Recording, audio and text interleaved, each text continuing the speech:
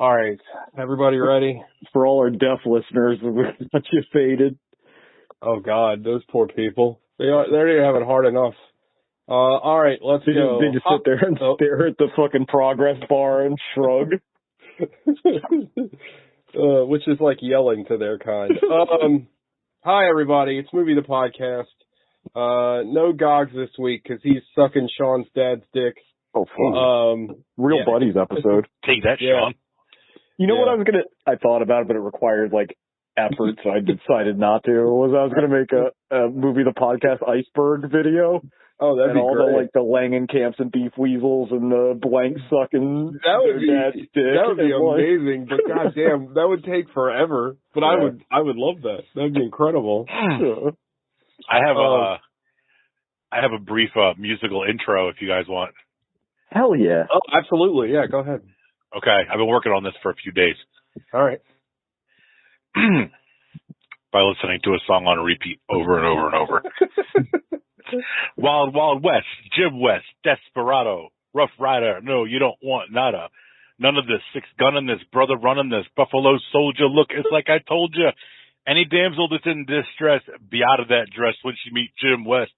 Roughness to go check the law and abide. Watch your step reflex and get a hole in your side. Swallow your pride, don't let your lip react. You don't want to see my hand where my hip be at. I thought or miss from the start of this, running the game. James West, taming the West, so remember the name. Now who you gonna call? Not the GBs. Now who you gonna call? JWAG. If you ever riff with every one of us, break out before you get bum rushed at the Wild Wild West. Wow. Holy shit. Very good. Holy shit, dude. That was impressive. This song's long as shit. There's 3 full-ass verses like that. Back when hip-hop was good, am I right? I mean, this is the peak of Will Smith's hip-hop career. I guess Men in Black probably was. Also, the swan song of the song describes the movie theme, I think. Yeah. Is this before or after Men in Black? This is after. Okay. This movie, we're going to talk a lot about Men in Black, because this movie is chasing the ghost of Men in Black hard. I feel like they thought this was going to be, another big hit like Men in Black, because it's it's got Will Smith, and it's, all over the place and wacky, and it's just, directed by Barry Sonnenfeld, and has clumsy racial allegories. Oh, boy. Yeah, hope you like racism. This movie is chock full of it, and it is weird. And, I remember it, but it's still, when I heard it again, I was like, ooh. It's every scene. Yeah, and every time they talk to Will Smith, they refer to him being black in some way. It's fucking weird. And apparently, Will Smith insisted on it. I don't know if anybody read it, but he was talking to Barry Sonnenfeld. He's Robert Conrad was white. Obviously, I'm not. So, let's play it up. Oh, God. Yeah, well, they did. Yeah. All right. Well, anyway, we watched Wild Wild West this week, but again, no Gogs. Gogs is he's gone on a trip to Microasia or wherever the fuck. He forgot he had to sell his house again. Real Buddies episode. Yeah. It's your beef boys back in the beef barn to give you beefy movie reviews. So what did we watch this week? I'm going to start with the man, the myth, the legend, Alec. Oh my God, can you do the Alec again? I actually hurt my side saying that. I watched 6 things. Holy shit! Wait, I didn't watch anything. So can you say I watched 2 of them and then just say how I would say it was? Okay, cool. Sean watched Rambo and Rambo Last Blood. Yes! Hell yeah. Sean would say, those movies kick so much ass, you'll want to kill yourself. Yeah, we did Rambo, right? Didn't we? We did both of them. Yeah. We didn't. I don't think we did Last Blood. I don't think we did Last Blood. But we all saw Last Blood. I think we all saw it. Oh, okay. Definitely all saw it. That movie fucking rocks. Did you watch? Isn't the version? There's a version you can watch now that's it's not the theatrical cut, right? It's even more violent because I saw it. Yeah, that's not the one I saw. The one that so we were cleaning out the old house yesterday. Was it yesterday? I guess it was yesterday, and just going through Tubi to put something on TV. I think it was Tubi. Oh yeah. And put on Rambo. And Rambo fucking rocks. And I watch Rambo, and people are getting turn into pink mist by the 50 cal. It's not a movie you need to really pay attention to. No. But then it ended, and like the scene at the end of Rambo where he's walking up to like the ranch, when he came back to America, it literally, like, it was almost like they spliced the movies together. It started immediately with him like on that ranch, like breaking horses and stuff. Huh. I was like, wait a minute, what did I like? I don't remember this from Rambo. I was like, wait a minute, this is Last Blood. They just rolled it right into each other. It was fucking awesome. That's cool. Both of those movies rock. Were you on the episode where we did First Blood? That's your first one, right? The very Yeah. Because that ends with him walking up to the horse farm too. So he does that twice over the course of the series. I think we reviewed First Blood Part 2 also. We reviewed the Rambo 3. We didn't review First Blood Part 2, which is one of the worst titles in history. In First Blood, isn't he going up to somebody else's ranch, or am I confused? Well, no, his friend to visit his friend at the beginning, and his friend had already died or whatever. Yeah. And that's what precipitates all of that. He died of Agent Orange. Yeah. And watching and that brings me back to Brian Dennehy in the first movie. Like, at what point do people in Rambo's life, evil people that he encounters, at what point, how are they not just like, you know what? I'm done. Like, we'll take that on this one, guys. This dude took out literally the cartel. He took out the whole cartel. And the main bad guy's still like, well, I'm going to get you. It's like, no, dude. He literally took out like 150 guys in like a half an hour. Like, the whole setup for First Blood is fucking insane because it's like this fucking small town sheriff is like, fucking war heroes, get out of my town. Dirty, gross, long-haired hippies. Yeah, that movie that movie rocks. It's so good. We rewatch, which we both watched both of these recently, so we don't need to talk a lot about. We rewatched Team America and the new Beavis and Butthead movie. Hell yeah! Which that movie's so fucking funny. That Beavis and Butthead thing is so ridiculous. I love it. It's like climbing up my list of just awesome movies. Yeah, it's great. We watched it off the Plex because oddly enough, I was on the Plex and it shows activity, which I didn't know, and I saw it. I was like, oh look, Alex watching Beavis and Butthead. Oh, that's neat. It's kind of weird. I don't know why you'd ever need that, but it was kind of neat because it had like an alert, and I was like, what is that for? And then I clicked on it, and it's like, oh, Alex watching something. I guess since it's your server, maybe so you can track who's using it, and somebody didn't give your password to some rando or something. I guess. I don't know. Watched, I guess it's Disney's latest movie. It's called Strange World. Oh, the Dee Snider movie? No, that's Strange Land. Oh, okay. God, that fucking movie. And that movie's fucking wild. I remember that movie. Wait till next week. My birthday pick is coming now. Oh, is it Dee Snider, Strangeland? Hell no, but that is a movie that I'd love to revisit because I remember it being terribly misguided. Because I think half of the movie is a horror movie, and then the other half is the Dee Snider murderer character is rehabilitated and goes back to society, and then it turns into a Frankenstein story, if memory serves. Well, doesn't he gets rehabilitated, goes back, but then they kill him? Yeah, or something then they for his past crimes that he already paid for. Yeah, it's real weird. I remember getting very hyped up when it came out, I don't know, when we were in fucking high school, and I watched it, I was like, this is horrible.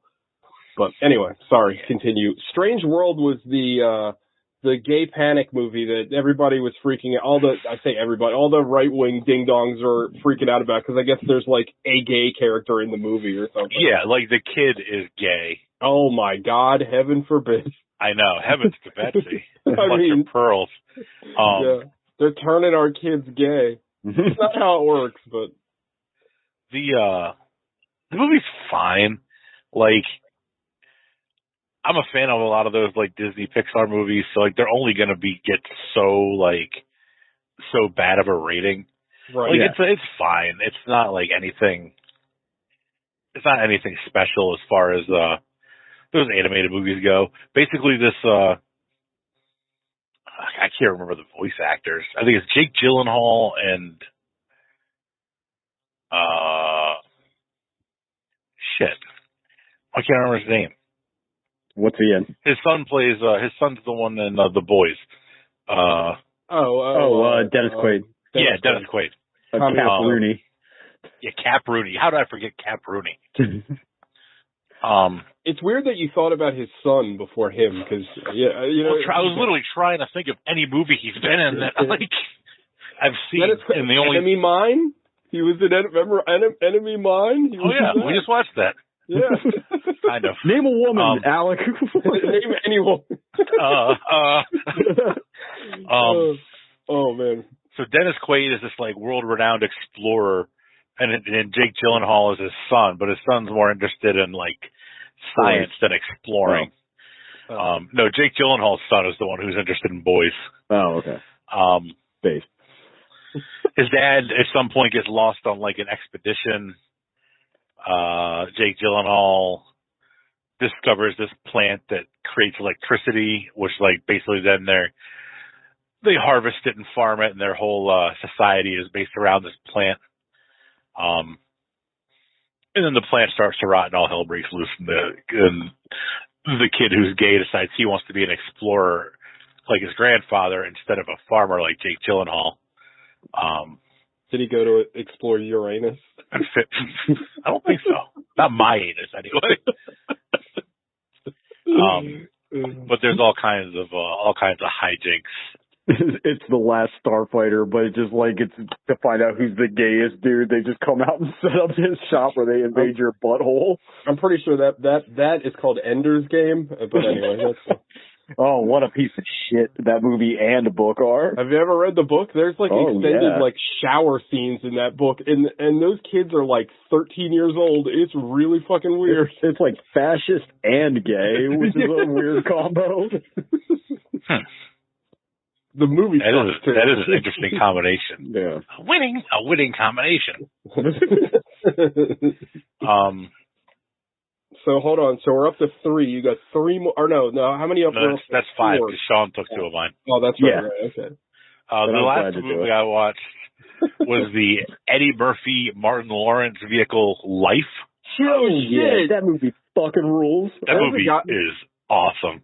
There's a guy I used to work with that used to reference that movie he referenced it so much I had to go watch it because I felt like he always would make jokes on it I don't know what you're talking about. Life, you gotta see Life. It was good. That movie's awesome. I love that movie so much.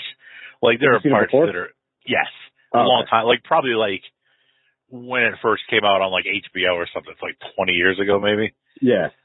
But that movie's so much fun, and those two are so good. They're so funny together. All that shit with the cornbread, I still. Oh hell no, he can't have my cornbread. He's like, that's my corn. Oh, that's my cornbread. Give me your cornbread.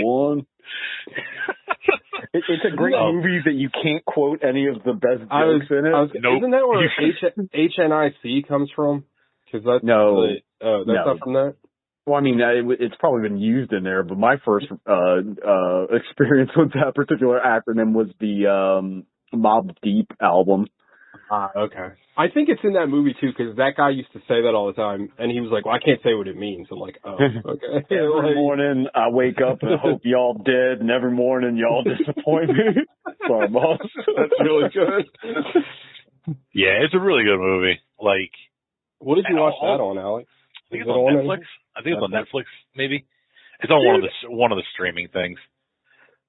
Everyone is so fucking good at that. But Ned Beatty's in it for 2 minutes, and he's great.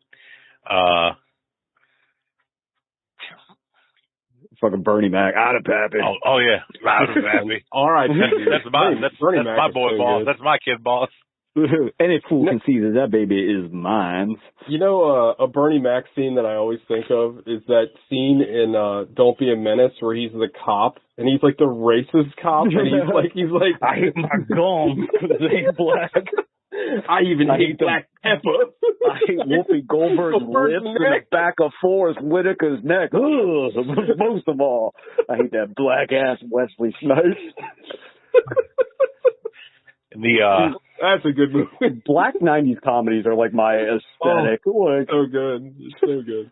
And there's like a lot of watch. I don't know watching it then that I call. There's a lot of like fairly deep, depressing scenes in that movie too. Yeah. Like legit emotion, not just for slaps. When Biscuit runs away because he can't come to grips with going back to society, being a gay black man in the and I guess at that point the 50s or 60s. Yeah.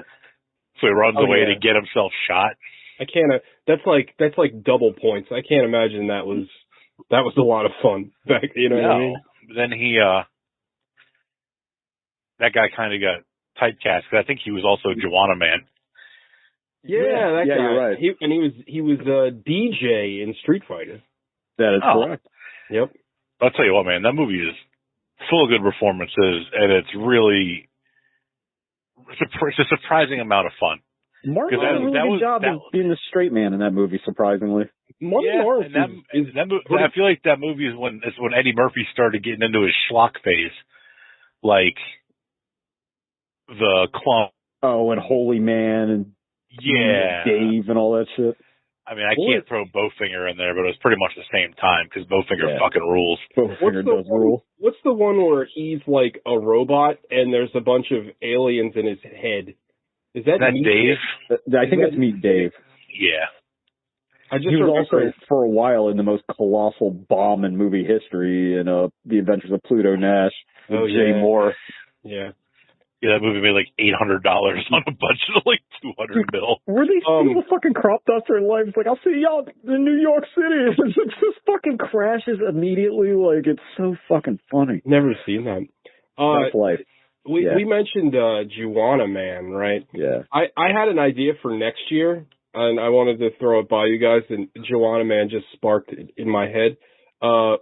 Your problematic Fave-uary, where we have to pick like a movie that they couldn't make anymore because it's like premise or something in it is just something that you can't do anymore. Like Soul Man. Like Soul Man, like Juwanna Mann. I mean, there's tons of them. But I thought it'd be a good jumping off people point. Keep saying Tropic Thunder. It's like, oh, you couldn't make Tropic Thunder anymore. It's like, they made that movie like 3 years ago. Like, that movie's not that old. Also, that movie is more recent than Iron Man.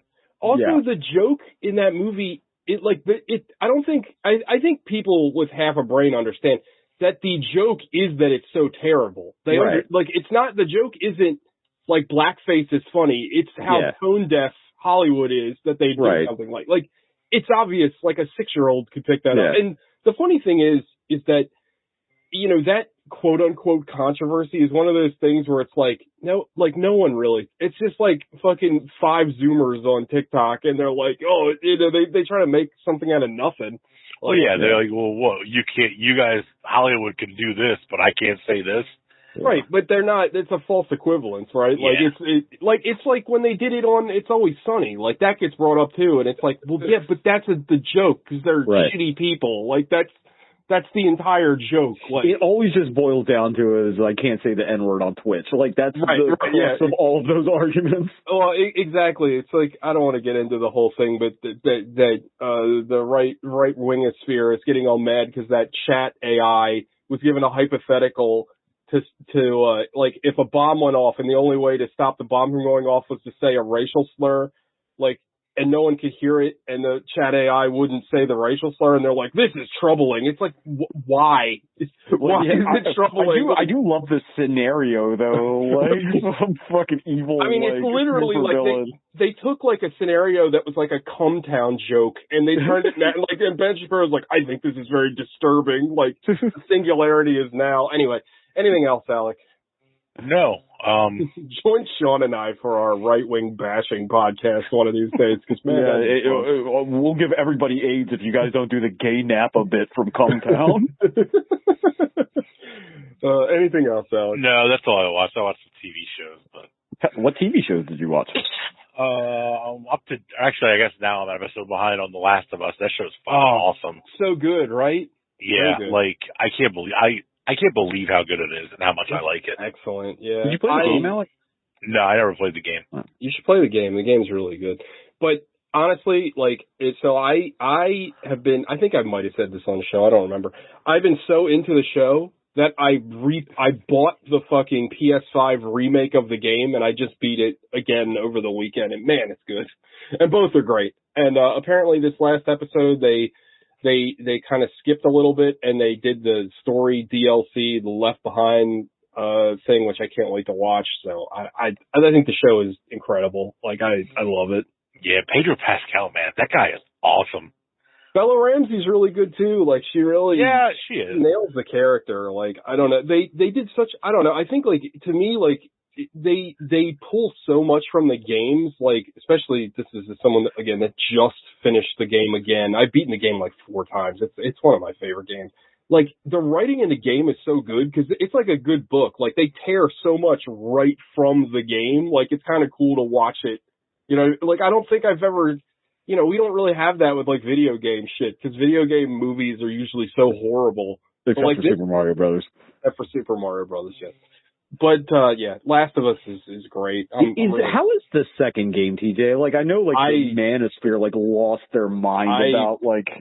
I fucking adore it. Like, I think it's a fucking masterpiece. I think I'm not going to say anything since Alec, I don't want to spoil anything that's going to happen, but I think that, again, after playing part 1 again, it makes the storyline in 2 even better. And I think that what people got upset about, I think they're just idiots and they don't understand, like, storytelling, like, at all, because it's painfully obvious, like, the way that they were going in season 1, but in part 1. And I think, and not only that, but the game mechanics in 2 are better. Like, the way you can go prone now, like, the stealth mechanics in the second one are way better than in 1. It's just a great game. I love it. I'm going to replay that too. Like, I don't know. I want more. I hope they make a part 3. I don't know if they ever will, but to me, Naughty Dog, aside from the 3DO game Way of the Warrior, are basically, like, perfect. I mean, I think the Uncharted games are incredible. I think the fucking Last of Us is incredible. So, yeah. Anyway. Did anybody here watch Chernobyl? Because that's the same showrunner as Last of Us. I started watching it, but I never finished it. I did not. I think Gogs might have. I did not. The first 2 episodes are really good. I need to finish it. But it's the same people involved. Like, that's, like, you know how, like, HBO will do that? They'll, like, kind of use the same showrunners. It's the same showrunner. I still gotta watch Raised by Wolves. I wanted to see that, and I never followed up on it. I need to watch the second season. The first season was really good. Anything else, Alex? No. Who's left? TJ. Yeah, because Sean didn't watch anything. I only watched one thing, and Sean, I think it was a Mexican film. Oh. So the name of Mexican, me. No, but you speak Spanish, so right. So the title of the movie is Usera, but I think it's H's are silent, right? So it's just Usera. So it's Usera the Bone Woman, and I think Usera just is Bone Woman in Spanish. So I think for some reason it's just Bone Woman. It doesn't come up in conversation that often, but anyway, that's what I watched. God damn this fucking siren. So I'm torn on this one, right? So this movie is full of, like, great imagery, like, good tension, but I'm going to use a term that's getting thrown around a lot these days, and I'm getting kind of tired of it, but it definitely describes this kind of movie. This is a elevated horror film, right? So this is a horror movie that's also a meditation on something. And, you know, see The Babadook, see that movie His House that I actually really liked. It Follows, all of these things. Hereditary, for example. I would say all of these are elevated horror films. The Bone Woman is an elevated horror film, but by the end of the movie, I'm not sure what it's meditating on. Like, there's something there, and I'm going to honestly say that maybe I just didn't get it. Maybe there's some, like, cultural things in that movie that I just didn't pick up on. But I think I didn't hate it. I just kind of was left at the end going, all right. But, like, there's some truly, like, real, like, this is this director, it's, what's her name? This is a first-time director, Michelle Garza Severa. This is her first feature film. It's a pretty impressive debut, I'd have to say. Like, I think the direction is really good. The lead actress, it's her first film. She's really good in the movie. I just felt like the story needed something. And there's some, like, wild imagery. Like, I hope you like Compound Fractures, because there's, like, a million of them in this movie. And every time it's really fucking gross. Because she loves bones. It's well, so the lead character, right? So one of the problems I had with the movie, right, is that so in the synopsis it says that the lead character was having trouble getting pregnant, right? And I thought that was going to be like a major story beat, but literally, like in the beginning of the movie, they're at this huge shrine, which I don't know if it's real or not, but it looks very impressive. But they're at this shrine. It's a shrine. I think it's the Virgin Mary. And they say something in passing about like they're like praying for her to help her get pregnant or whatever, right? And that's it. As far as her troubles go, like the next scene, she's fucking her husband and then she's pregnant. So it's like, if they're trying to communicate to me that she was having problems having a child, it didn't connect.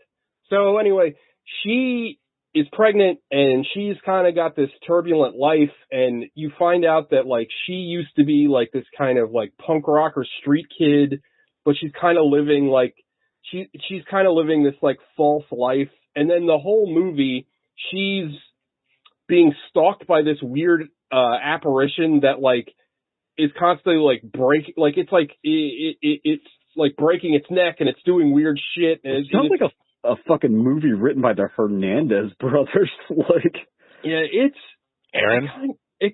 No, the Gilbert and I forget the guys that wrote Love and Rocket. Yeah. It kind of is too. That's a pretty adept point there, but the thing is, like, there's some really cool stuff in this movie, but like I don't really think it comes together well. But like it was interesting enough for me to go, well, maybe this is on me. This might have been on me. I don't know. I didn't hate it. I didn't love it. I would definitely watch it again. And I thought like visually it was like really interesting. And like what they did for like the ghostly apparitions, and like there's this scene later on in the movie where like she basically goes to like the spirit realm. Like, I don't want to give anything away, but they're not like creatures as much as they are just like weird contorted humans. And like, it looks really cool, and you can tell. Like a Silent Hill type deal? Yeah, actually, yeah, exactly. And you can tell that they did it with like almost no special effects budget. Like, it's done with like contortionists and dancers, and it looks really good. Like, at one point she goes to this, I'm going to say for fear of being really culturally insensitive, like a witch doctor type character. Okay. Like, it's her aunt's friend is like, they don't ever say what it is, but it's like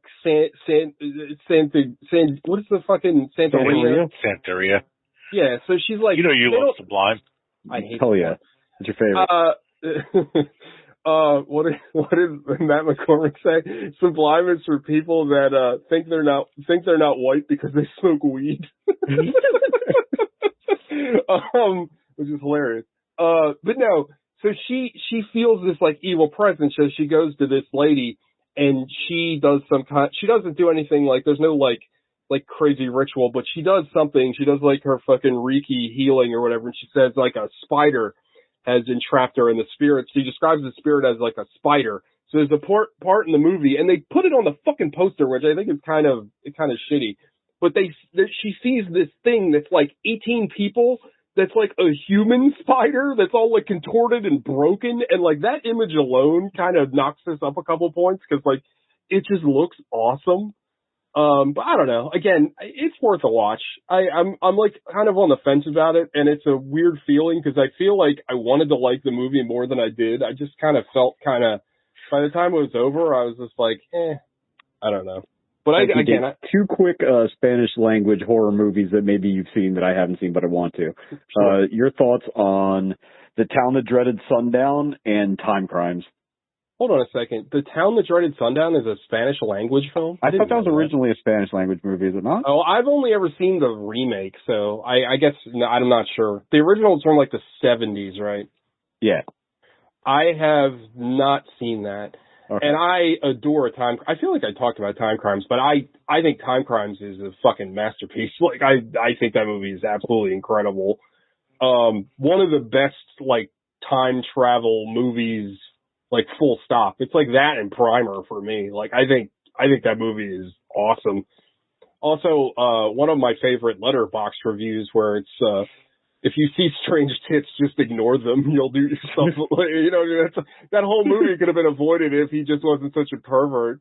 But that movie rocks. I want to say maybe you told me to watch it, and it was like, Time Crimes is a movie that was like, we talk about this period a lot, but like when Netflix first went streaming, and there was just like random shit. Like I remember movies like Pontypool, which is great.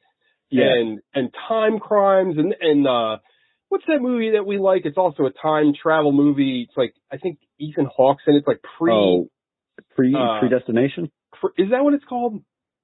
I think it is. And then there's that other movie that I think is Mixed in the Room, but it's the one where they're at that party and then there's like a parallel world happening outside of that. That's a movie with that really awesome premise where they keep duplicating, but the movie's kind of like, I still like the movie, but but that was on Netflix. There was a bunch of just like kind of so which one's the movie where it's like the European cop and he's got the fucking bandages all over his face? That's always like the still you see from it. You know what I'm talking about?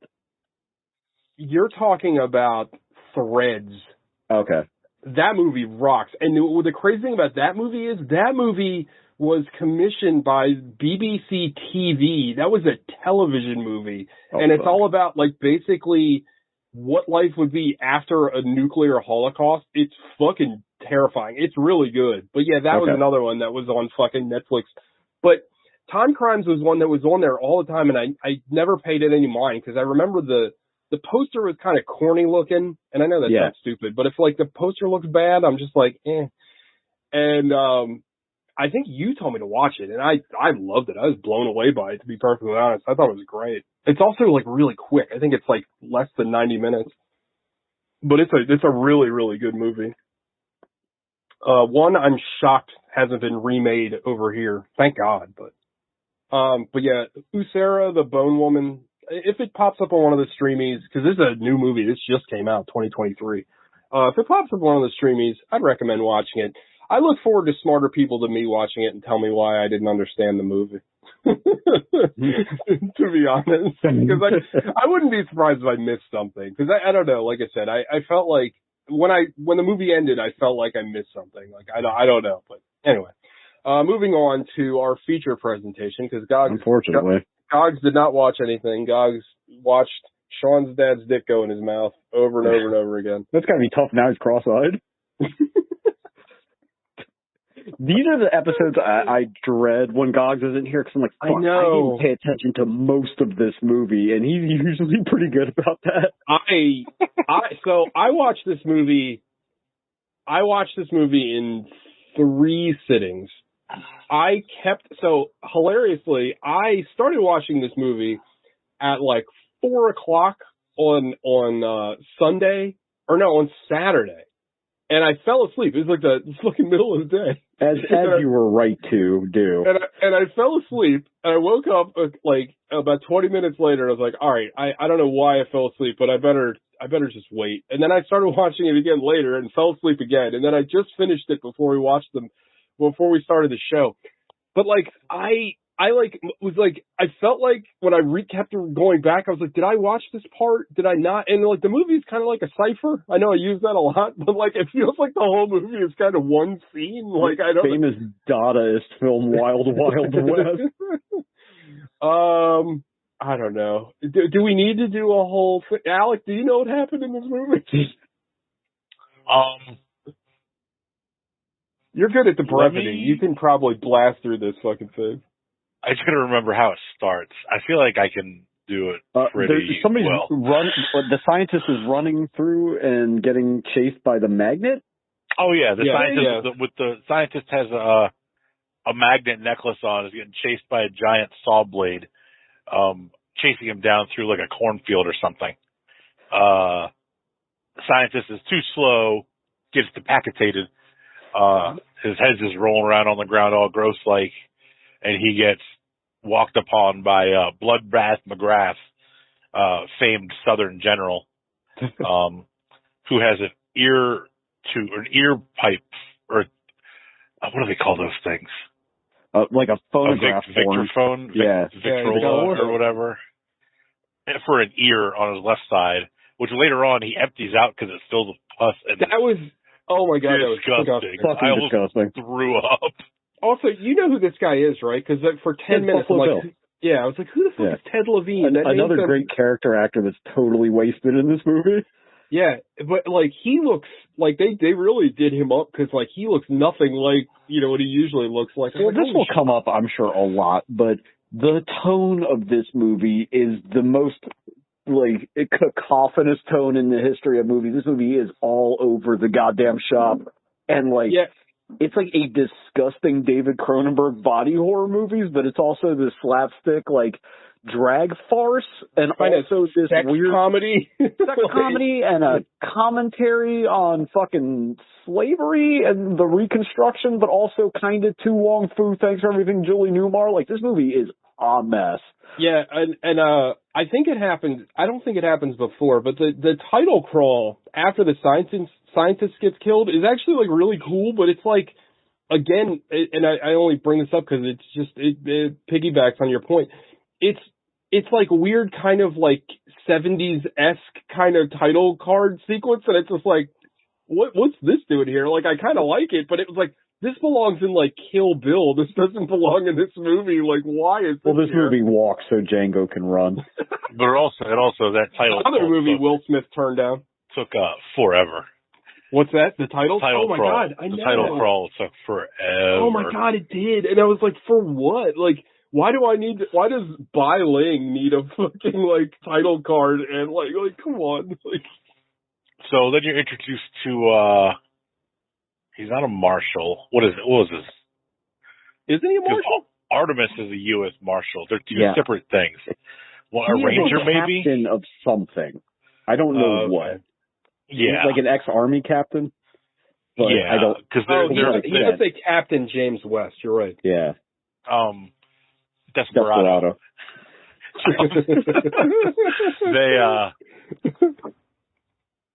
James West is getting wet with a lady in a water tower. This lady is so hot, and she was like the hot black chick in like so many things in the late 90s. She was on the Jamie Foxx show. I can't remember her name, but oh my God, is she hot. Jim West is up there trying to get it on, but then he loses focus when there's a nitroglycerin deal going on below him as they're trying to have sex in a water tower. Like, I don't know how to explain this movie, but it's like incredibly horny but totally sexless at the same time. I don't know how to describe that. It's weird, right? Because like automatically the tone of this movie. You know who that actress played? She was Michael Keaton's wife in Spider-Man. She was Vulture's wife. Yeah, you're right. Holy shit, still hot. Good, holding it together.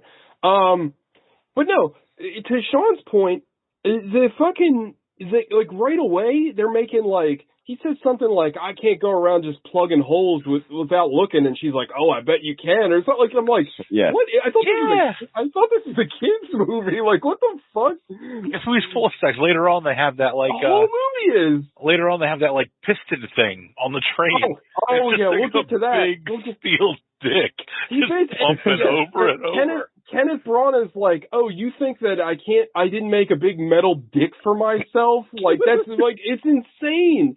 And like, I'm going to say this 1,000 times tonight, but like, who is this movie for? Like, is this is this like a raunchy, like, comedy? Is this like a kid's movie? I don't think the movie knows. Like, it's very odd. Anyway. So while James West is allegedly trying to have sex in a water tower, across the town, Artemis Green? Artemis begins with what the hell G. is his name? Artemis Gordon. Artemis Gordon is dressed in drag, trying to get General Bloodbath McGrath to tell him which scientists they have kidnapped in a brothel. And Artemis Gordon is played by the incomparable Kevin Kline, who I didn't think was a big guy, but he's like a foot taller than like everybody in this brothel. And maybe they're just playing it up to show that he's like obviously a man dressed like a woman in this scene. Even though everybody kind of knows, everybody also doesn't. Like, I'm not sure. Also, like, this might be a hot take, and I might get flack for this, but Kevin Kline sucks in this movie. Like, it's really bad. Really bad. And, like, I don't know why we let him fuck Phoebe Cates, but... Oh, really? I like Kevin Kline usually, but yeah, he's not good in this. No. So, because I watch too much But this script is TV, dog shit, by the way. Like, I don't know if it's specifically his fault, but... I know Kevin Kline is like a pretty famous actor and has been in a ton of movies, but I just could not. I only heard Mr. Fish Owner or what Fish Owner from Bob's Burgers, because that's him. That's his voice. Yeah. And like literally, like, it's so funny because like I know I've seen him in other movies, but like all I could think about the whole time was Bob's Burgers. Like even his inflections, like when he goes up, like because he kind of does what H. John Benjamin does, where it's kind of just his voice. Like he doesn't. Yeah. Like put on a voice, but like the whole time I'm like, oh, Bob's Burgers, and then I was like, I want to watch Bob's Burgers, and did watch Bob's Burgers as a matter of fact. Good show, by the way. I still need to watch the movie. I gotta watch the movie. I need to catch up. Like I talk about a show, I think I'm like 5 seasons behind on. But yeah, that's a nice show though, because it doesn't matter. You can put on any episode and watch it, and it might build on the lore a little bit. Yeah. But it's not like a continuous story where you got to watch week after week to keep it up. Yeah, true. Anyway, Kevin Kline's trying to fuck Bloodbath McGrath to get his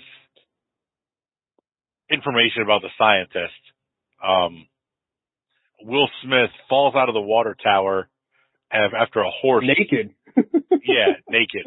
After a Will horse. Smith is like impact type Pokemon. Like he's just like so many also, like ridiculous falls. This is our first, but certainly not our last inference of racism, because the joke is that they stop him from saying they stop this guy from saying the N-word. So Will Smith can get a joke out. It's like I'm like whoa. Well, I would have bet you my entire left nut that Kenneth Branagh actually says the N-word in this, but he says boy in a way that might actually be almost as bad.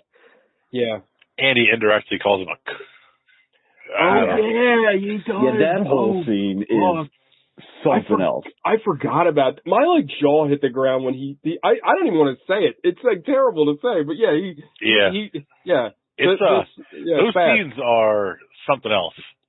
Because Will Smith's given it with all the cripple jokes just as much as Kenneth Branagh's given it with the racist jokes. Like, you can almost get away with the cripple jokes though, because he's like comically crippled. Like he's like, he's in like a mechanical wheelchair. He's like Will Smith's not comically black. No, like Will Smith isn't like mecha black guy. I don't know. As someone that's disabled, like the cripple stuff doesn't bother me as much as maybe I've become. Also, he's a Confederate fucking wizard general.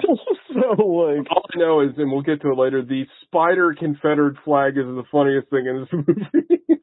well, his grand plot is to kidnap like all of the nerve agency to build his mecha spider. No. He literally, and I'm so glad that you brought this up, because I was probably gonna forget. What, that I brought up Evangelion for no reason? No. This, you know what this is, Sean? What's that? He's Ozymandias. Yeah. He's literally Ozymandias. He's trying to, like, he steals all the scientists so he can make his fucking brain, instead of it's a squid from outer space, it's a mechanical spider. He's literally, it's Watchmen. This movie is Watchmen. Or it's, but his ultimate plan is to take over the country and give all the land back to the original peoples. So really, he's kind of based.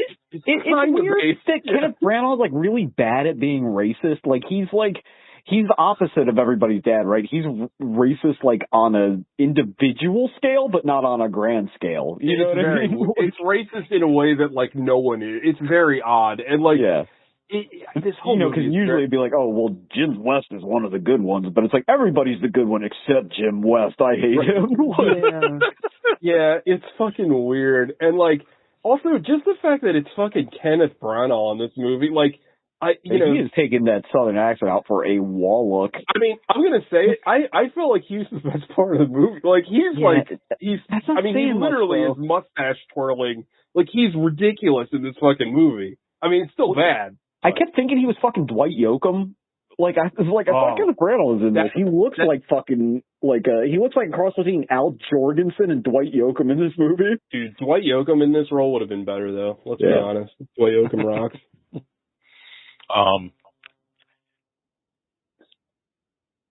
So sorry, Alec. We're 10 minutes into this movie. James West, Came in the West. Remember the name? He gets thrown off of the horses and into the hotel, where he interrupts Artemis's plot to find the scientist. All hell breaks loose. What's his name? Loveless sends the cart of nitroglycerin, which there was a funny joke where they're putting the nitroglycerin in like glass bottles and like beer cases of like that whiskey or beer would be in, like these hard glass bottles with pieces of wood separating them. And Will Smith's like, that's not how you store nitro. Yeah. And then the whole cart rolls down and blows a hole in the side of the hotel, allowing Loveless to get away. Fade to black. Will Smith shows up at the White House, which I guess is in the middle of being rebuilt, maybe? Yeah, I guess this is because... Or DC's in the middle. Yeah. Is it still... Because when did the British burn down most of DC? 1812. I guess it wouldn't have been rebuilding. Maybe just being rebuilt from the Civil War? I don't know. I don't think they attacked... I mean, maybe in this reality. I don't think the South ever got to the White House. I could be wrong, but... Yeah, I don't know. Maybe there wasn't even any construction going on. It's just all CGI because you're there's no totally like right. skyscrapers or. You're 1,000% right. There's definitely construction, and it's the first thing you see in frame. So you're 100% right. Like I don't. This is also a very strange choice to like lionize Ulysses S. Grant for some reason, like one of our most famous like drunken stumblebum presidents. Like if this is gonna be a wacky slapstick comedy, shouldn't he be like shit hammered the whole time? Yeah, well, again, or they could have just gone Lincoln. Like Lincoln was alive for a little bit after the war ended. Yeah, fucking why not? Or just make him just generic president. Like you don't like this already isn't historically accurate. Like just go crazy. They needed an excuse for Kevin Kline to take out his Ulysses S. Grant impression. He's been doing it at parties forever. Nobody gets it.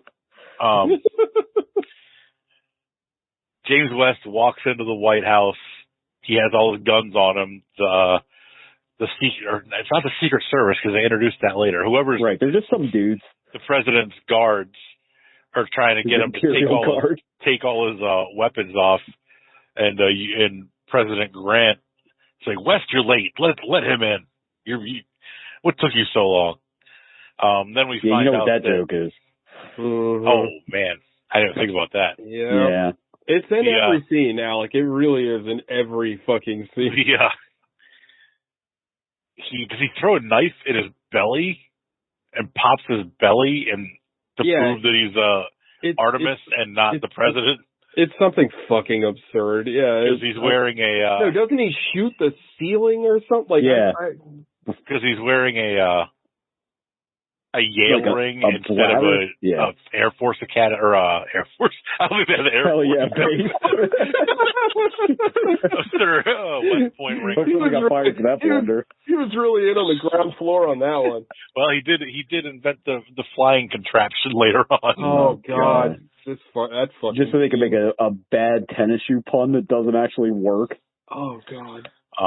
Also, how do they miss them with the fucking Gatling gun? It's like, anyway, sorry. So these two get paired up. James West and Artemis get paired up. They take a presidential train, the Wanderer, to conveniently take them to places where railroads go, because that's the only place that villainy is done. With an engineer, M. Emmett Walsh. Yeah, again, great. Another lovely character actor, totally wasted. Fairly used in this movie. Yeah. So they take the train to New Orleans because they looked through the decapitated scientist's eyeballs with a bright light and were able to see the last thing that he saw. This really that is a man's head, Alec. Oh my God, this fucking joke. That is a man's head. That is a man's head. That is a man's head. Like, over and over and over. But this speaks to what Sean was talking about, the body horror aspect of this film. I mean, this is fucking horrific what they're doing. Yeah. Like, They basically had to drill a hole in a dead guy's head to shine a bright-ass light through it. Yeah.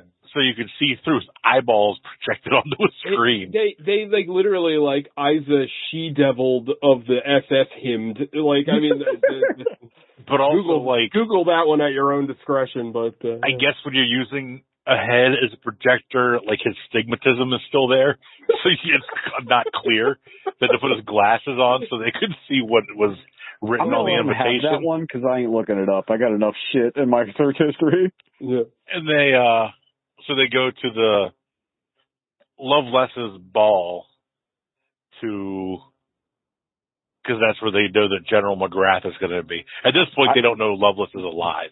I haven't seen a Loveless handle a ball like that since Linda. Anybody? No? Hey, okay. They get to the ball. James West is surprisingly received very warmly considering they're in post-war Louisiana. Well, there's one guy, like, there's a guy outside that gives him shit, but everybody inside he gives him a little bit of shit. Yeah. Not like what you would expect. Well, yeah. And this time Artemis gets in disguise as a goddamn Cossack in New Orleans. Like, his costuming makes no sense. Every time he got into costume, I was just thinking of that scene in the fucking Lemon of Troy episode where Milhouse is like, me and the Baron will take care of this. So it's like his goofy ass like costumes. Like, this is terrible. Like, whenever I hear the word Cossack, maybe Alec will appreciate this. Like, all I can think of is that scene in this movie sucks, by the way. I'm sorry we're not talking about it. But that scene in Y the Last Man where York has the fuck communism letter from Preacher at 355 is like, fuck communism. What are you, a fucking Cossack? Oh, that book was so goddamn good. Yeah. Very good. It was one of my favorite reads, beginning to end. Oh yeah, for sure. It was flawless. One of the best things Brian. That show got canceled after like 3 episodes. Yeah, the show wasn't the first episode. The suits just came into the commercial. Were like, nah. That first episode was trash. What sucks is that Paper Girls, another Brian K. Vaughan book, that show was really good, and they didn't renew it. So they didn't? I didn't know that. Was good. The That's book first season's excellent. Yeah, they didn't renew it. It's not going to do a season 2, which is a damn shame. I love it. That is a shame. But oh well. Yeah, what do you do? Yeah. I feel like Brian K. Vaughan overall is kind of underrated as a comic book writer. Like, I think he's done a lot of good stuff. So now we're in Louisiana at the governor's ball comic book whatever. Podcast. Loveless makes his big introduction back into high society, and he goes on an impassioned speech about losing 2 legs, 2 balls, 1 dick, 23 feet of intestines. Intestines. He still purports that the South will rise again. Yeah, he also, we haven't pointed this out the whole time for y'all at home, but he's got Wes Bentley's future beard from fucking future beard. I haven't heard that in a while. What the hell was the name of that? The Hunger Games. The Hunger Games. Like, he's got the same beard as Wes Bentley in that movie. But also he's got this like long black mullet, like like halfway down his back. Yeah. And he is in a steampunk wheelchair, but he was literally cut off like at the waistline. Like, there's no legs. The waist, yeah. There's no legs. There's no lower body. It's just like his stomach up. And like no mons pubis or nothing. And he is fucking like foghorn leghorning it up. Like, his accent is like, I do declare. Like, it's barely more cartoonish than Daniel Craig's and Knives Out. Like, they should have a Southern accent contest. I'm pretty sure they're both British. They are. Yeah. Loveless makes his big introduction back. the locals turn against James West, and Artemis suggests they hang him, and he throws them a rope. They try to hang him with the rope, but it's rubber rope, and it bounces. Artemis saves Selma Hayek from a cage, who she confides in them then that her father was one of the scientists that was abducted to build the giant mecha spider. They have what do they call the weapon? The like train thing with all the guns. Oh God, yeah. The Devastator or something like that. Something stupid like that. They pull that thing out to kill Bloodbath the Grass men to prove how potent it is to the foreign dignitaries from England or from France and Spain. Yeah. So they can see how. And and Kenneth Branagh has like a team of sexy chicks that are called like Armory and like Munitia. That's it. Yeah, Munitia. They're like Bison Mature from King of Fighters. He's got Euro baddie secretaries. Yeah, they're hot. Good job. But yeah, it's pretty. I was reading about it at the end of the movie when they bring those like freak monsters in for James to fight. It's because like they got to the end and they were like, oh, he can't beat up all these women. They created. It is like by the end of the movie, other things in for him to fight. When the fucking mutants show up, you're like, what movie is this? Where did these guys come from? Honestly, I thought their makeup looked fucking great. Their makeup looked great. I totally agree. I'm gonna go out on a limb, and this is probably unpopular. I think overall, this movie looks really good. I think like I thought that like the like phonograph ear looked good. I think all the makeup looks really good. I think looks is not this movie's problem. It's everything else. But I thought that like the weird Frankenstein metal guys look good. Even Kenneth Branagh's like wheelchair thing looked cool. Like everything else sucks, but like the design isn't the problem. It's the intention of these designs that I think the problem lies. Yeah, that's true. This tank thing destroys all of Bloodbath the Grass men. James West knows what it's called. I'll try to look it up what it's called while I'm talking about it. James West knows what this thing is because it killed one of the major black settlements after the war. It went in there and killed pretty much the entire settlement. It's like Liberty Town or Libertyville or something like that. What did you say, Sean? Sorry. He's got Sam Jackson's motivation in fucking The Hateful Eight. Oh yeah. He's like the black army captain who's trying to get revenge for the like black village that got burned down. Yeah. That's a good movie. Let's talk about good movies. No, I made that joke about this walk that Django could run, but that was some insane take somebody had online. I couldn't even read it, but it was basically like this is the precursor to the Tarantino Western. They were being serious? Yes, of course. Oh my God. Are you surprised? No, I'm not. I shouldn't be anyway.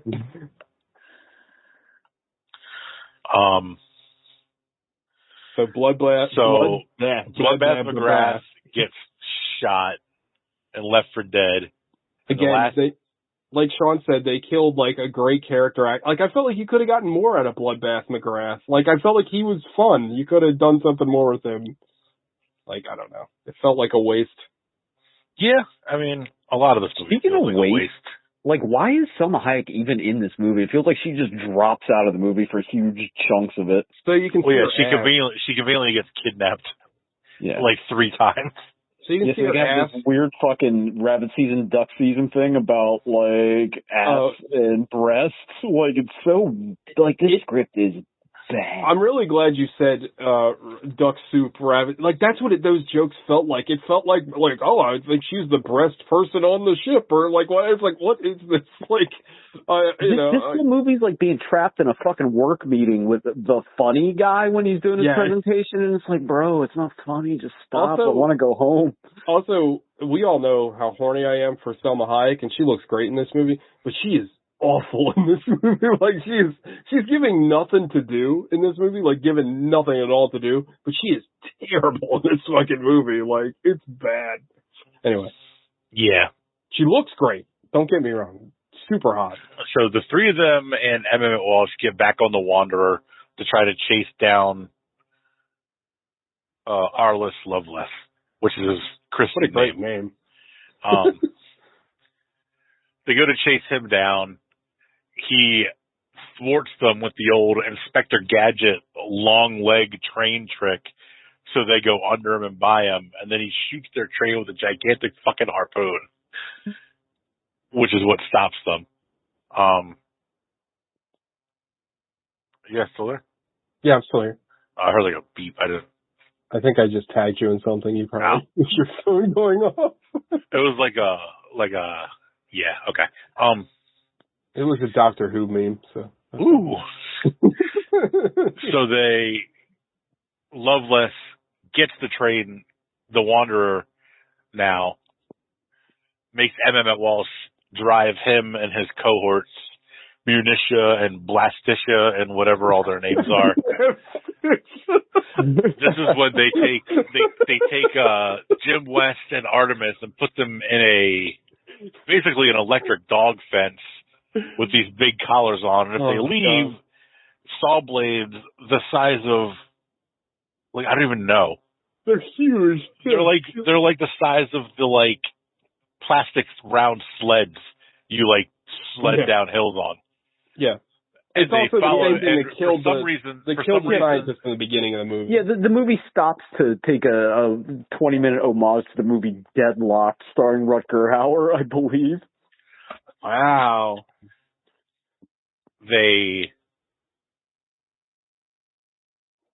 Somehow these saw blades keep spinning after they've been shot, which doesn't make sense. Once they change the direction, the saw blade, I would think, would stop. But regardless. So we need Gogs here to comment on the science, but they're running through cornfields. They run and each jump off a cliff towards each other over a ravine, and the saw blades hit each other and explode. Because that's what happens when two metal objects hit each other. They explode. And then, that's what happened in the Bud Bowl. Oh shit, dude, the Bud Bowl. What happened to the Bud Bowl? They need to bring Bud Bowl back. The Liberals canceled the Bud Bowl. The XFL should bring back the Bud Bowl. They land in a pit of disgusting mud. Yeah. And this also is one of, the joke in this, the button joke in this fucking scene is so dumb, where he just, sneezes and he blows, poopy water on him, and it's just like... Oh, and he's like, there's my backup. Oh, there's my backup toolkit. I forgot. Oh. That he had the whole time. Oh, so bad. Then they're reminiscing, or I guess not reminiscing, premonitioning around a fire while they're eating baked lizards that they're frying up. Yeah, and this also leads to one of the weirdest scenes where Jim West just has a fucking tarantula on his hand that he's just like, oh, it's cool, he just wants to get warm. And then a fucking wasp or something stings it, and then Jim West gives you a Wikipedia entry about what wasps do to spiders. It's like, this seems natural. This seems like something that would just happen in a normal conversation. It's setting you up for the end where the wasp thing kills the spider. I definitely get it, but it doesn't work, and it's completely you're like, wait, what? Hold on. Let me ask anybody, even if you're not scared of spiders, if you had a spider that's that fucking big just walking on your hand, would you just be like, oh, that's cool? I've never met that. Probably not. I've never met that person in my entire life, and I've known some fucking weirdos. Let's be honest. Yeah, probably not. Yeah, no. And also, why is the fucking wasp just oh, cool, it's like a tarantula to eat? What the fuck? Also, fuck this movie because it's some Cannibal Holocaust shit, because that was really real, and I think they killed both of those animals on set. So, fuck them. Should have been CGI. Sean, you still there? Yeah, I'm here. I'm listening. These are prime topics for you to chime in on. I thought you Dynamite drop in, Sean. Dynamite drop in. Fly ball.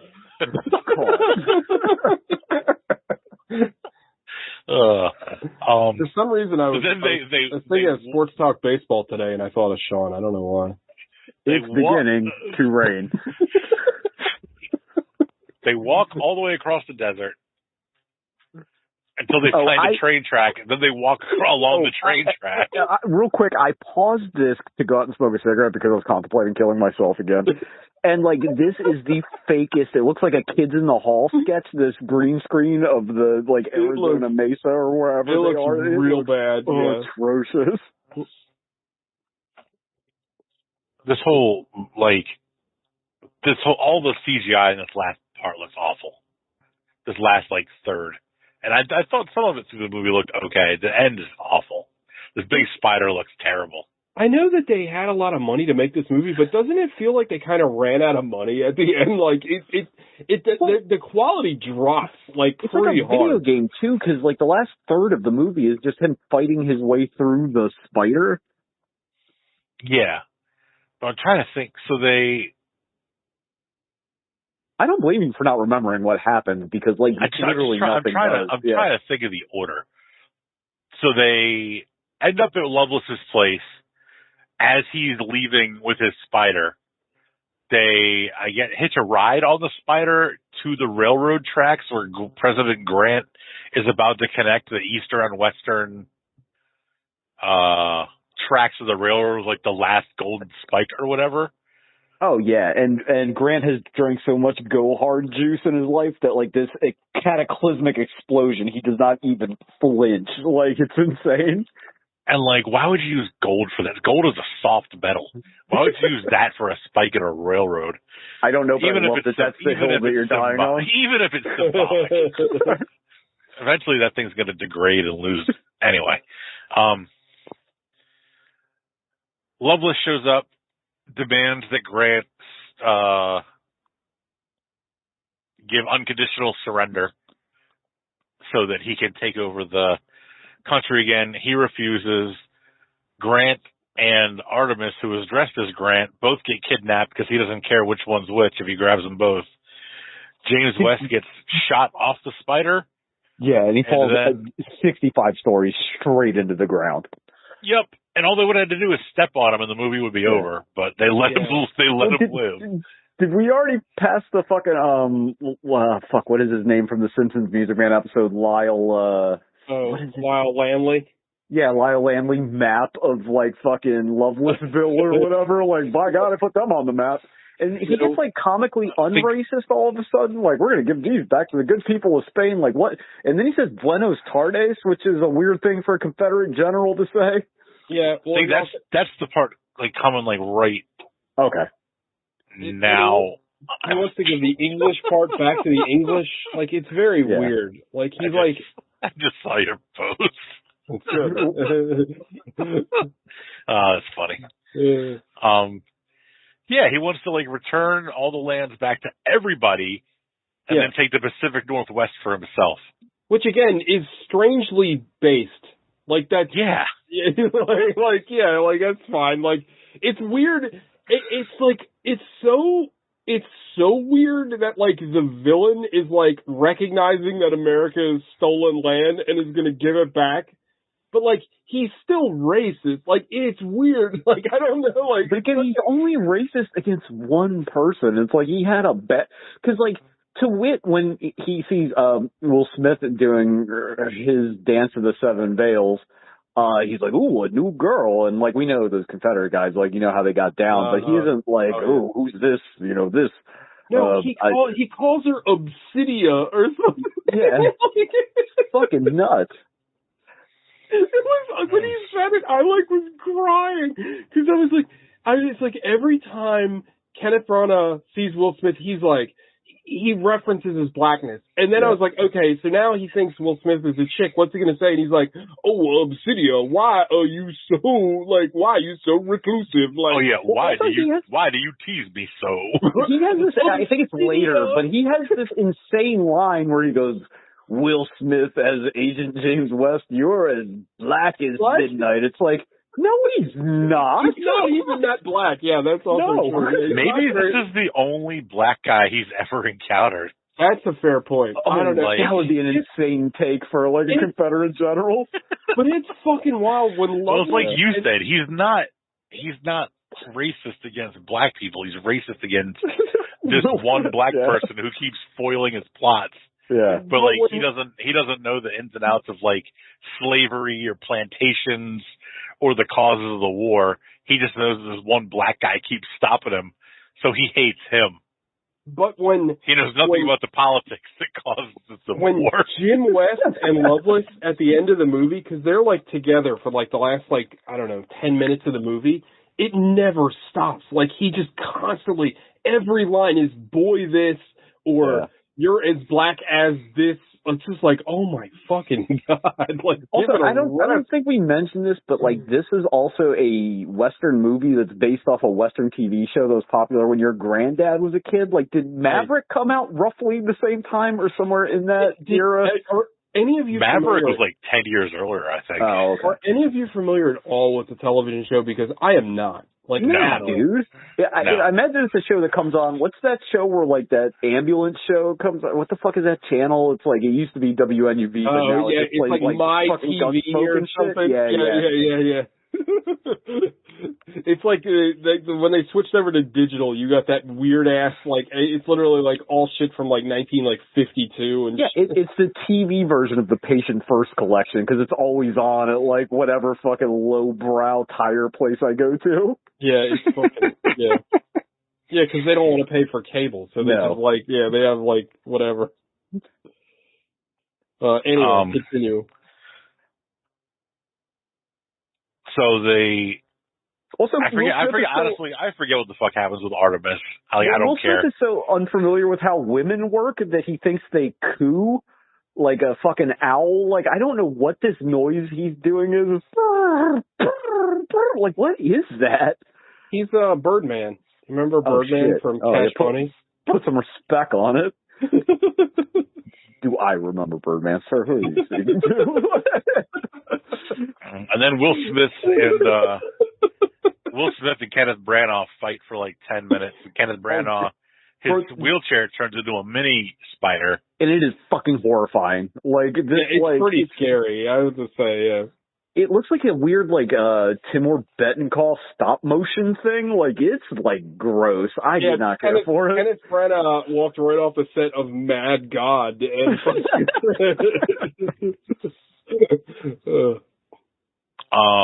that's a better movie than this. They fight. Loveless dies. The scientists are all saved.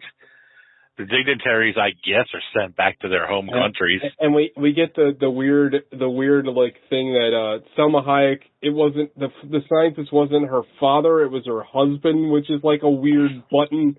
And then she's like, well, you guys can fuck each other at least. It's like, wait, what? Also, do we ever see her father-husband? Just at the very end. Yeah, just at the end. Yeah. He's the one that's he was the one that was kidnapped by Bloodbath McGrath at the brothel. But they never, like, show him ever.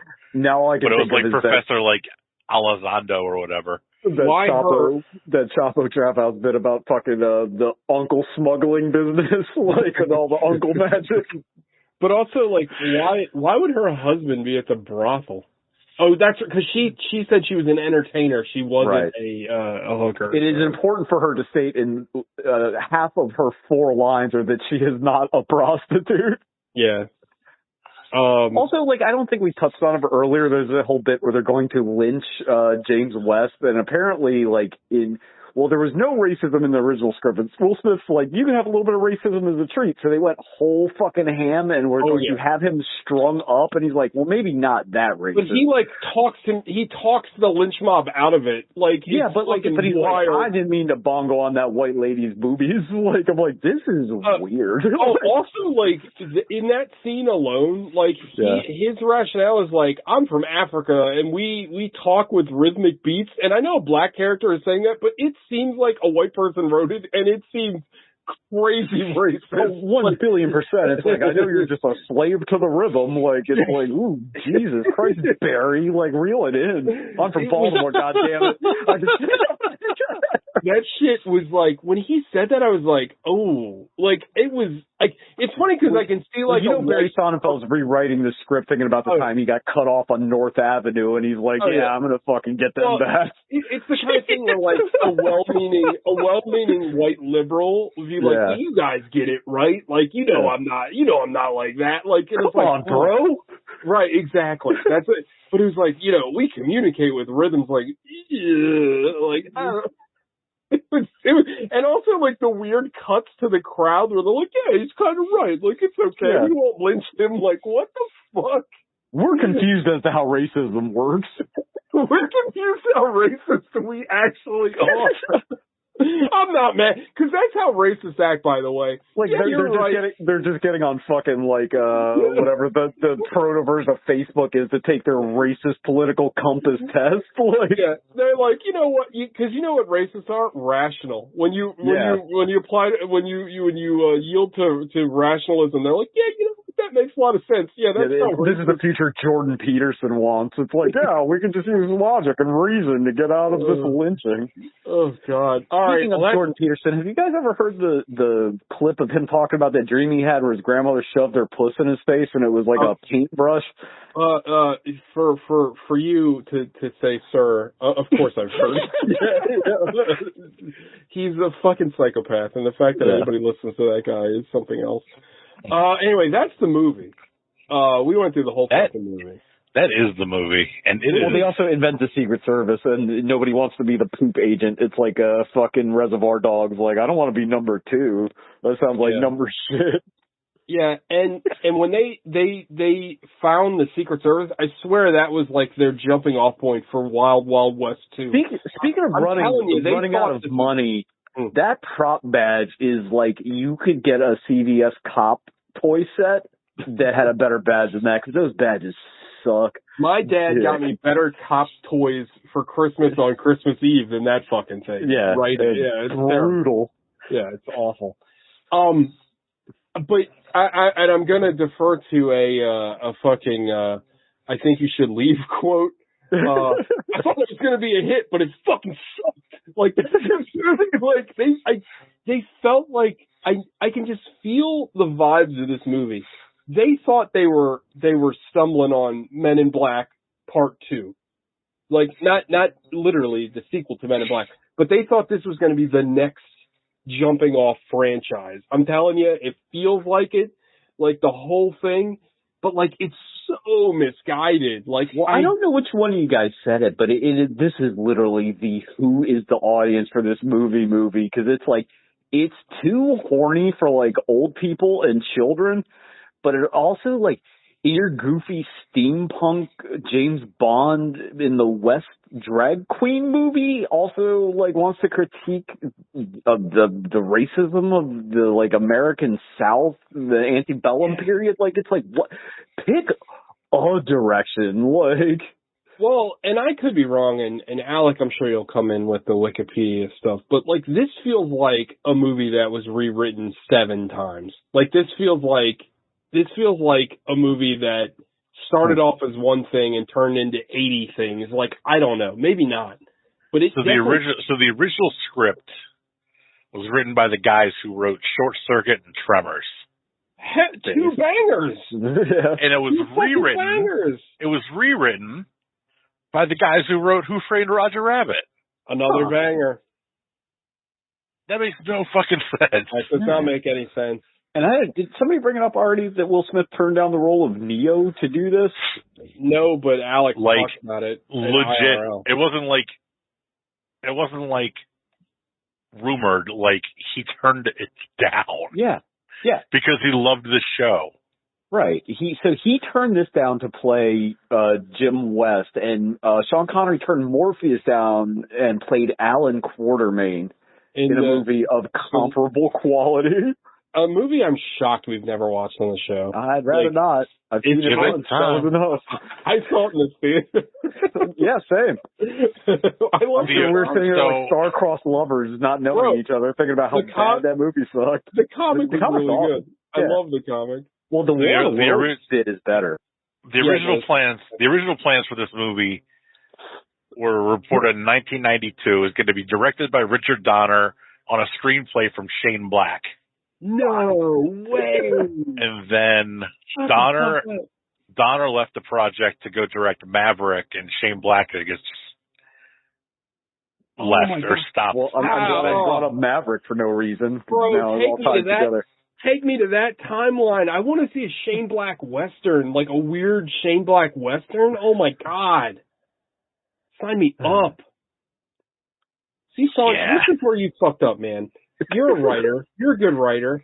Like, can you imagine how much money Shane Black has just made from scripts that never got made into movies? Yeah, but he's the one person out of the history of man to send in a fucking spec script and it got made. You're right. You're right. You're right. Yeah. That is fair. That is fair. Tarantino, too. Yeah. This movie cost $1 billion. Gotta be a ton. The budget is, I guess they never pinned down the exact budget.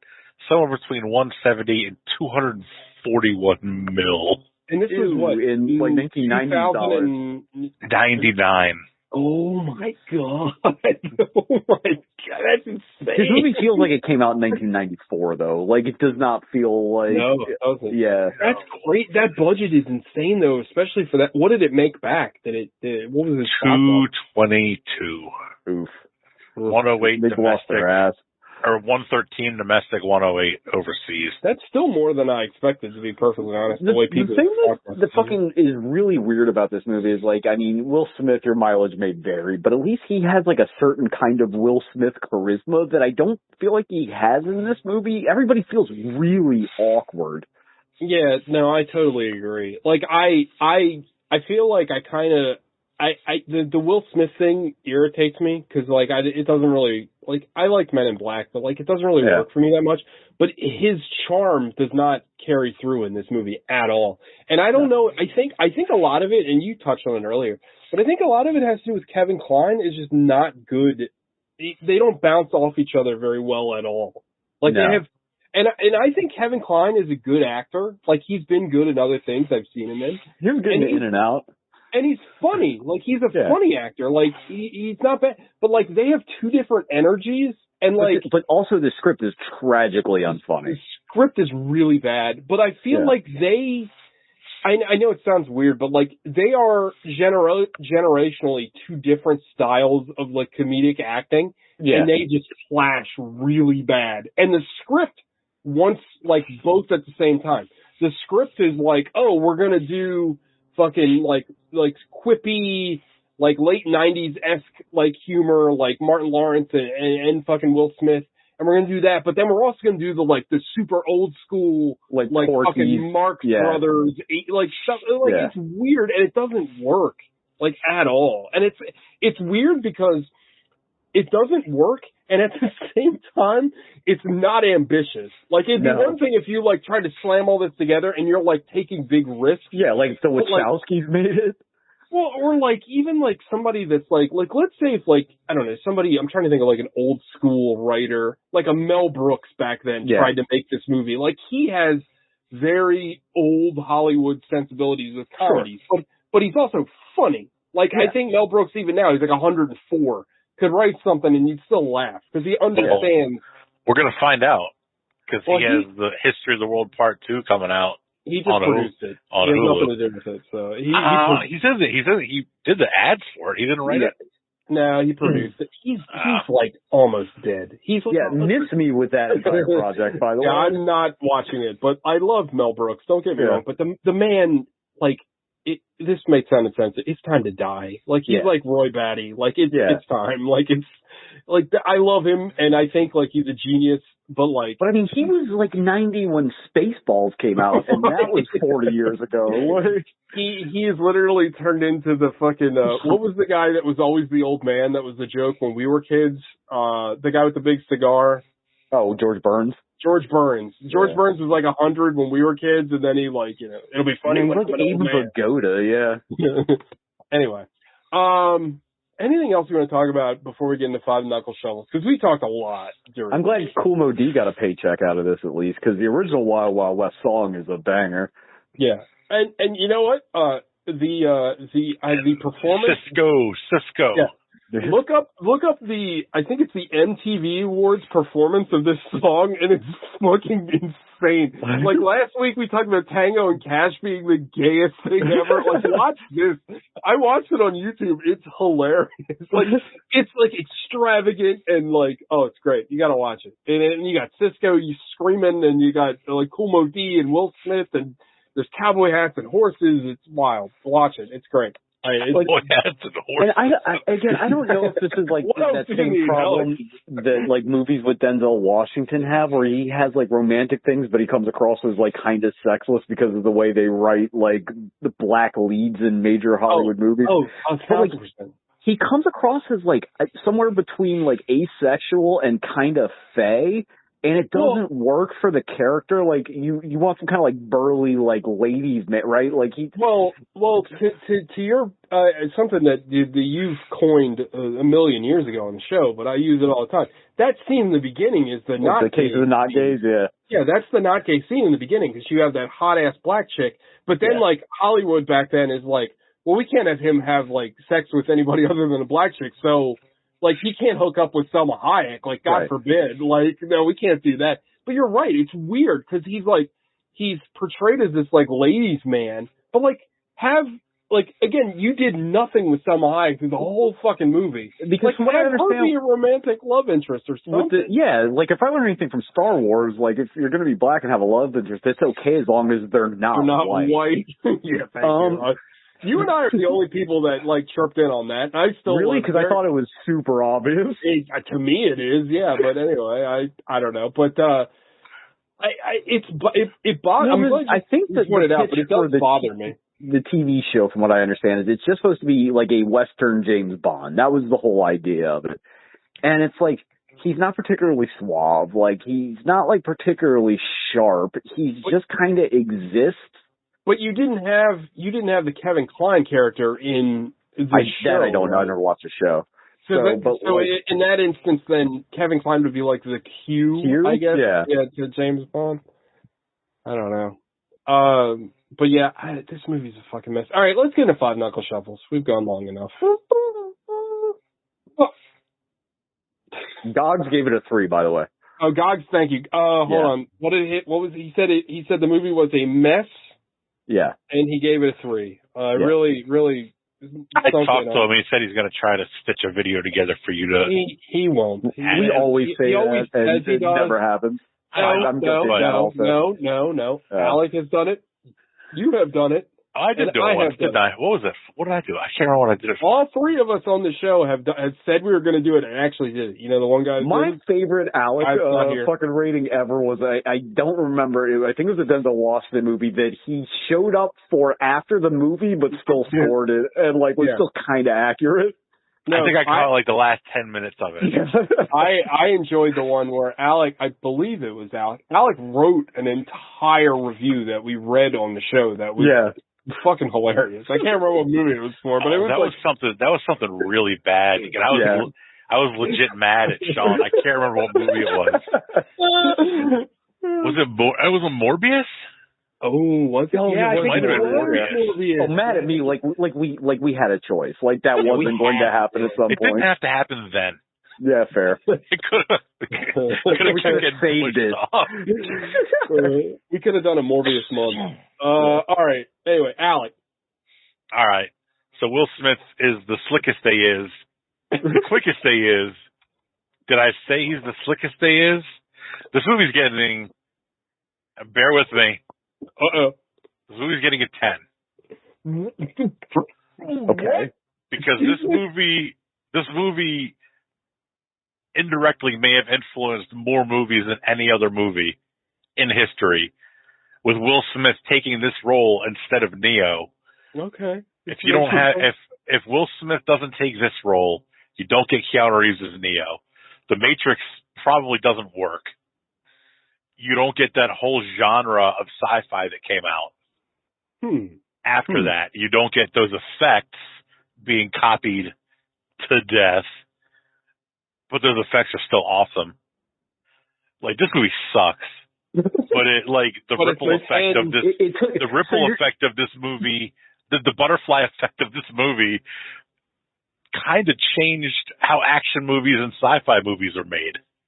So this movie gets a 10 for taking a bullet for the art of cinema in general, and by that also making the blow of the Phantom Menace seem less bad because The Matrix came out the same week or whatever.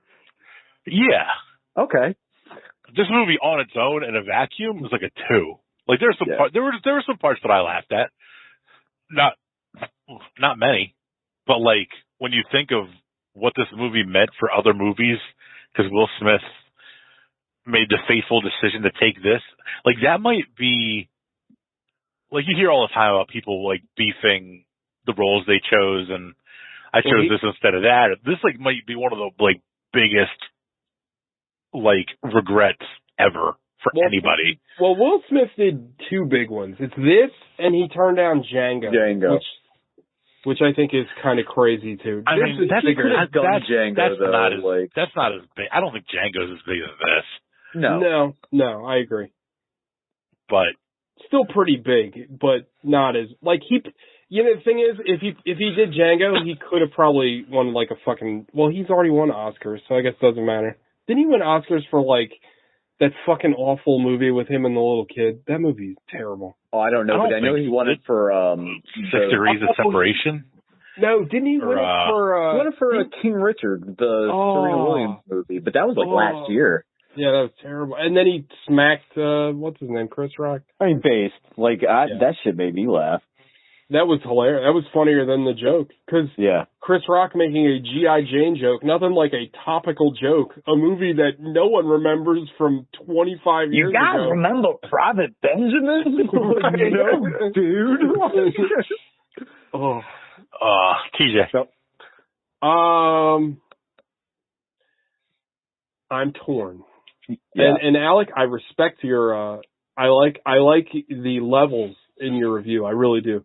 But this one to me, it's tied between like a 5 and a 1 because I'm kind of in a weird spot. This movie is a 2 because I visually, again, on the plus side, I think visually the movie is very strong. Like I liked a lot of the design aspects. It's not a 0.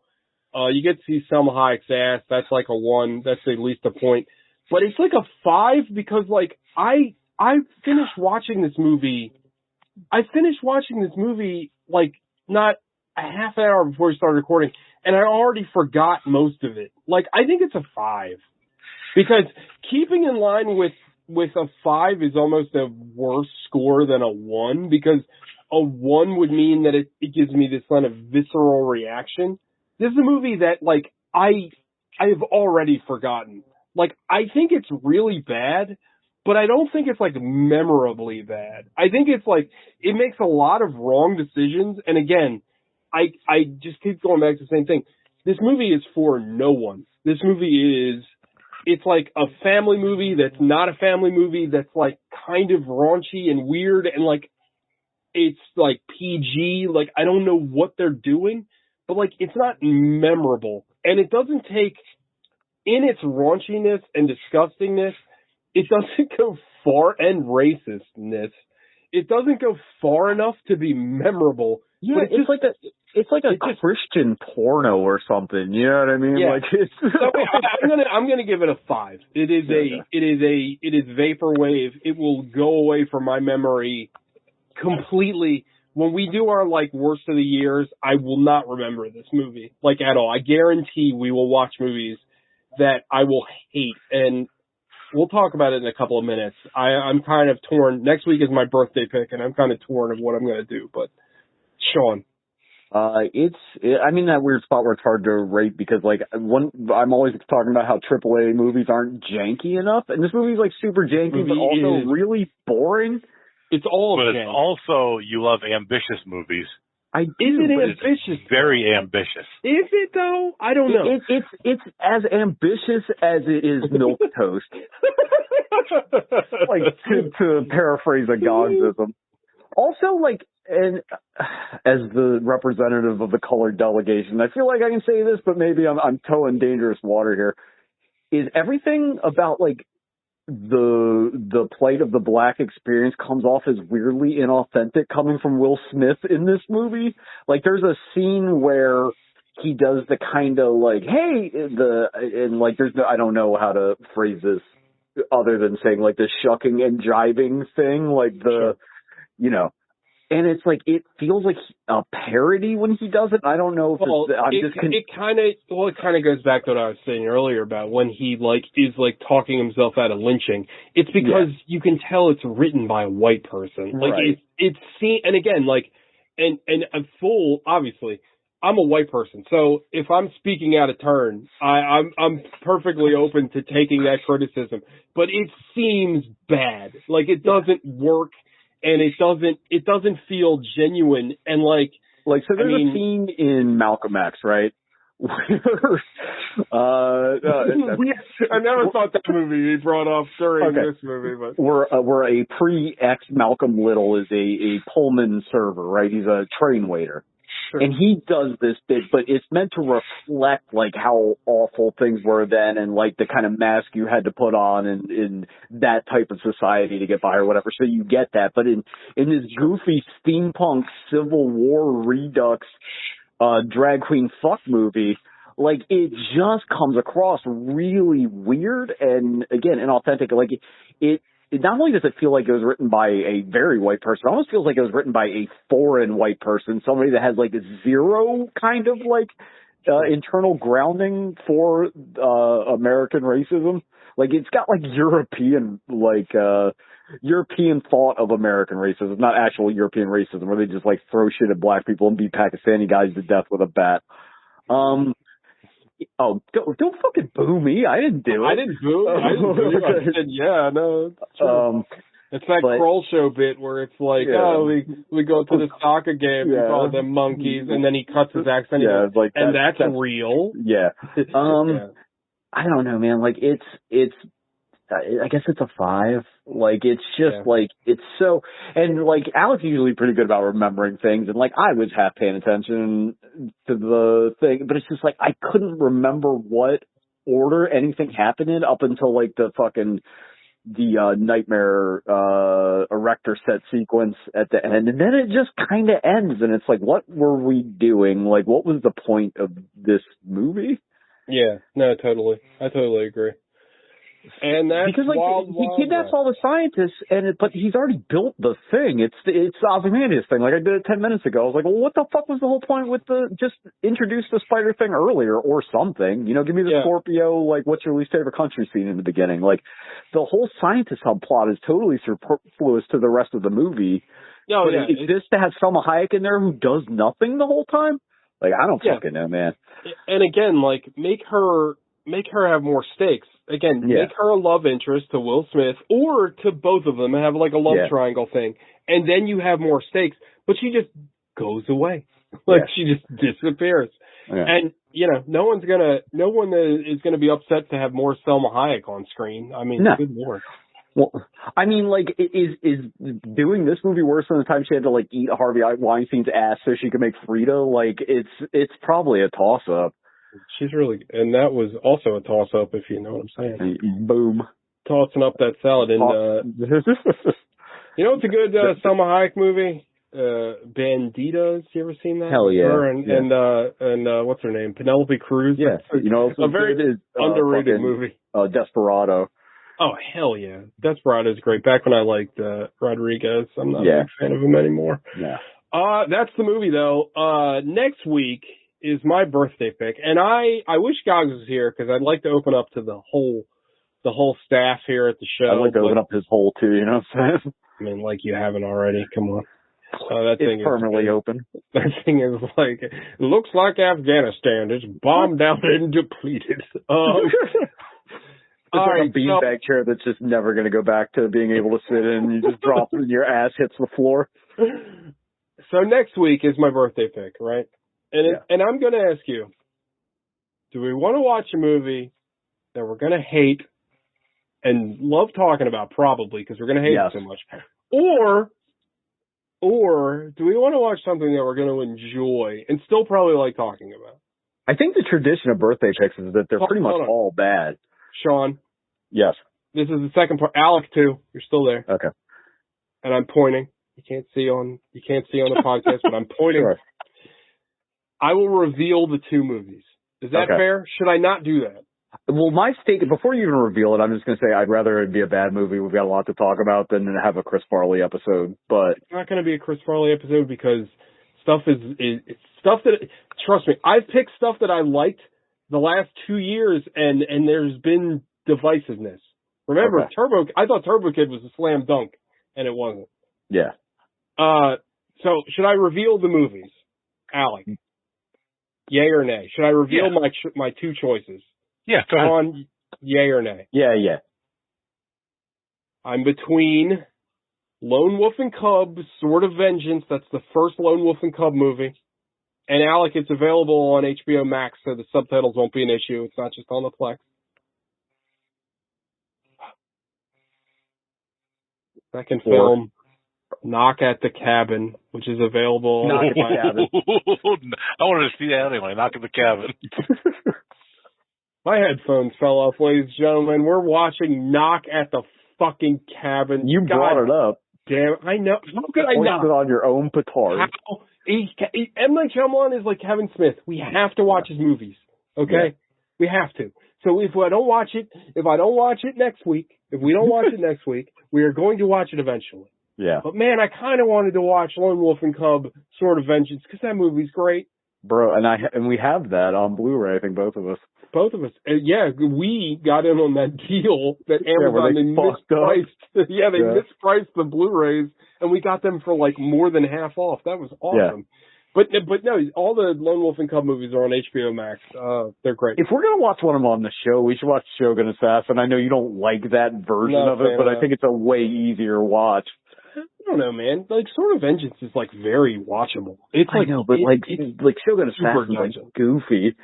I mean, so is maybe not Sword of Vengeance. I think Shogun Assassin is the genesis of where men were men and babies were also men. Yeah, I don't know. I have like a particular love for Sword of Vengeance. Like, I love all those movies, but like Sword of Vengeance is the best one.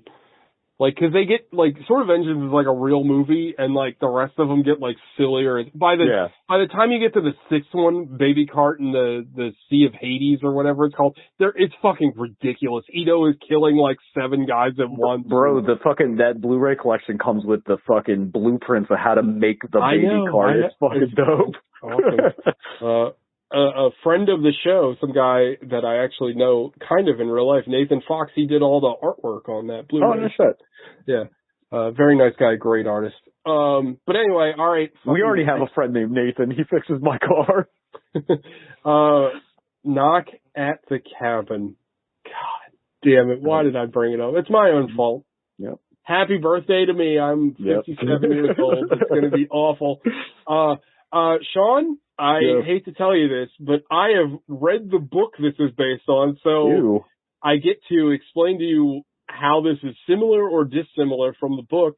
I can't wait. Apparently it's very accurate, and I hated the book, so... I hate the books. Yeah, it wasn't a very good book. You know, it's funny, I talk about this a lot on the show. Is it better than the French comic that Old is based on or whatever? I never read that, but I don't think the French comic had mid-sized sedans, so that comic was probably better. Much like horror or TikTok, like when I get recommended books, this is the first book I read off TikTok. It was really bad and real stupid. And if the movie follows the same plot as the book, the movie's going to be real fucking stupid too. So I'm kind of excited in a weird way. I'm like, all right, well, that's the show. It's my own fault. I don't know why I'm upset at my own fault. I could have just said Sword of Vengeance and you guys were like, cool, I like samurai movies. Yeah. It's fun. I like swords.